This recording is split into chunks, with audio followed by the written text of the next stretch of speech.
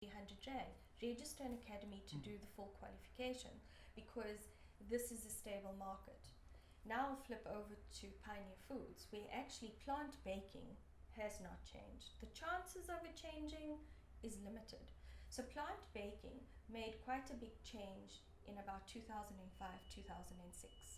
And that was everybody. So whether you were Tiger Brands, Blue Ribbon, or Sasco, Pioneer Foods, everybody went through a transformation in how bread was made because labeling, international ingredient control, a bit like pharmacy, it became a highly regulated kind of industry. Something I've wanted to ask you for quite a long time actually is so you've got individual companies thinking about academies, and obviously if enough of them do it, it develops an industry-wide pool of a certain skill set.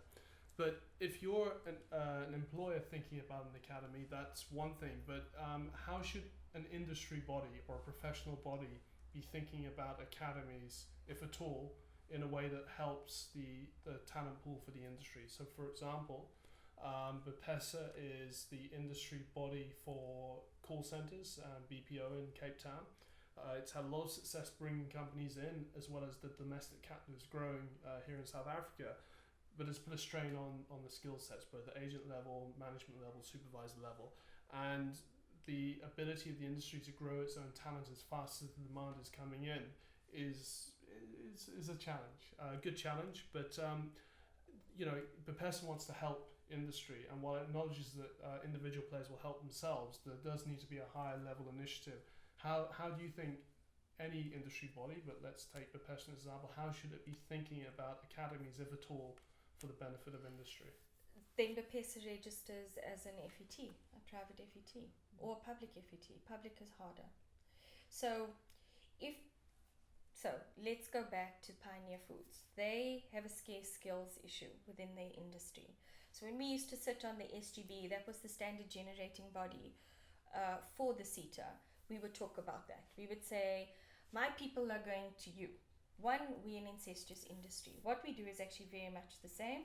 So our competitive advantages are really minor.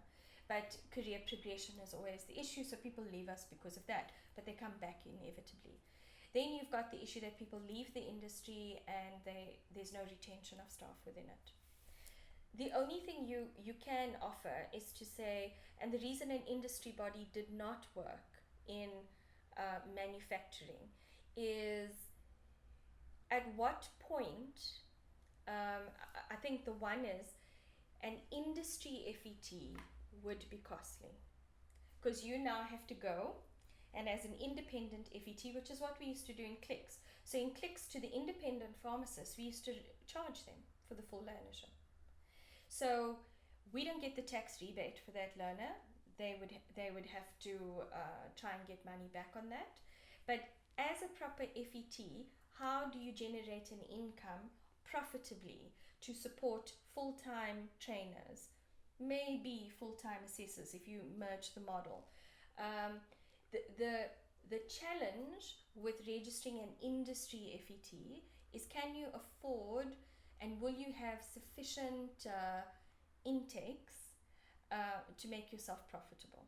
That's the biggest deciding factor. So an industry body could go ahead and say, well, we actually, BPESA wants to register a public FET because you're now providing a public service. But what you're going to start having to deal with is the same industry that you've managed to attract and draw in, you're going to have to charge, because you're not going to survive based just on levies and those sorts of mechanisms, because it hasn't genuinely been incentivized for that FET to operate profitably, independently. It's been more devised for individual companies.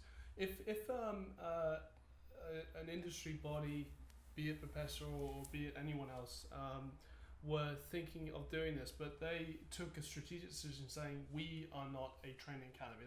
We're an industry body, we're not a training academy. That's not our core competence. But what we want to do is facilitate and work in partnerships that enable everyone to pull in the same direction. So, for example, Bepessa is an example. They've said we're not a training academy. We've done that in the past. It just isn't our core function. But what we want to do is work with either individual companies and or FET colleges and also work with government as a way of perhaps pooling money, so it's not lots of little bits everywhere. How might an academy work in that situation? So Bepessa, for example, don't want to go down. We own our own academy, but how can they use this what concept? Bepessa could do is what you know what you want to train, so you know what that is. It's something the Minister of Education has been punting for years, and I think that's why the CETA landscape is changing to a QCTO model. They are punting public FETs because they haven't made money, they haven't been a draw card, so they're trying to regenerate energy around it. So if Bepessa went and said, College of Cape Town, we want to chat to you. What are you running? What aren't you running? Which is almost a similar model to say, okay, generally, those public FETs will look after your core and fundamentals in the qualification, but we can't offer you the electives. Then what happens is you've got the dual model. You say to them, we will partner with you for core and fundamental because academically you sound, they do in classroom, but actually companies must register for their electives. And they must be able to have their in-house trainers and assessors. Because the draw card there is the public FET is subsidized by government, so they are currently being incentivized. There was a guy actually at one of your forums, one of the first forums I attended at the golf course in Greenpoint or Milliepoint. Andy Searle talking about skills landscape. I don't know if he was talking, but he asked a lot of questions. Oh, there's a chat from the FET. Yes. Yeah. Now, if you sat with a guy like that, the two things are going to happen. Bepessa could facilitate why the subsidizing to that FET is necessary with government. And that's to say we represent an industry. It's on your national scale and it goes to the minister. But very often the minister then makes the decision because they do have discretionary subsidies available to say, actually, there's an industry. They're wanting to do something. They're using our body, which means there'll be an income to that body.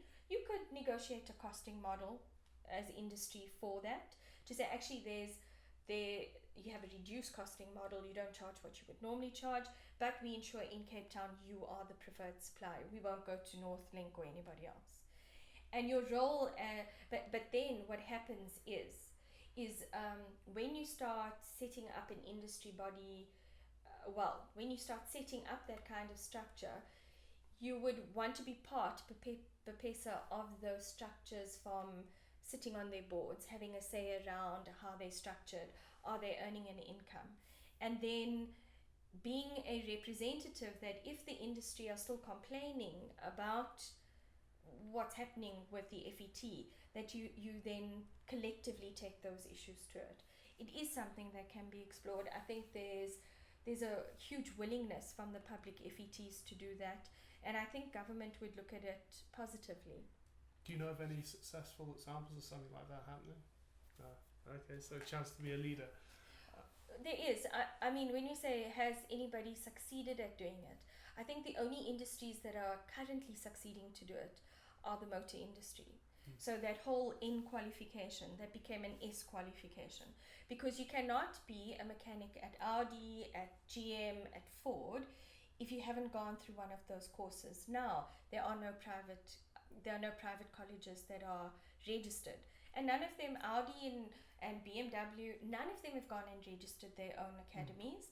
But as a motor industry, they were very clear on the standard that need to be done. What they did do, and the reason I know that is because also my husband's brother went through the process, they had to attend Northlink. It's a full 3-year qualification, so there's a lot of commitment. And how it worked is they would be a month within a classroom environment, and then they would be 3 months in the workplace, and they got assessed. And I think they're the only industry that really leverage the public academies, but it's a scarce skill, and they can't attract people into that profession. And just what it sounded like there, if I heard you correct, was that to make that work, what you were talking about preparation earlier, having agreed standards that, first of all, are understandable for FETs, but also deliver the quality that the industry want is critical. You've got to have that. Yeah. And actually, in the food bev CETA, so something I forgot. I remember when we set the standard generating body within the CETA does that. The SGB within a CETA, every CETA has one. How active they are, I'm not sure. So I know we were active because we met every third month, where there was representatives from industry, representative from private providers, public providers, and then the unions, and then the CETA.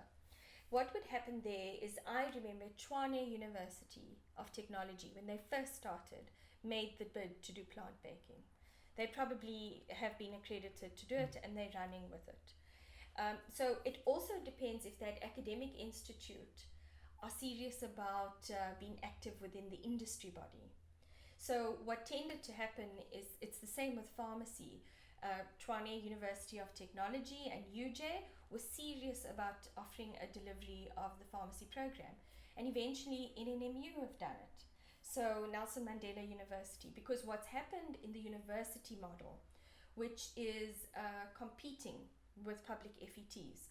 So what you will find as well is, even going as an industry body to CPUT. So I'm being a bit presumptive when I talk about the call center industry, but I would assume some of the core skills are around communication, and that, the use of communication techniques effectively. I'm not too sure what else there is. But the leadership components and those sorts of things would be. So if you had to go to CPUT, they've done a lot of work around leadership development, because they know it's in that space. You could sit with them and say, actually, can you guys partner around the delivery of the learnership for us? For them, why they would say yes is because the thinking would be, people do a learnership and then they automatically become learners for diplomas, and they want that. And they would compete with the FET, where the FET doesn't offer longevity from a study perspective. The difference is going to be that the CPUTs get bigger subsidies, so they are more willing to negotiate that. So I know NNMU have done some great stuff with their continuous education, and they're probably the leader in the market around delivering learnerships via satellite model. Okay, cool.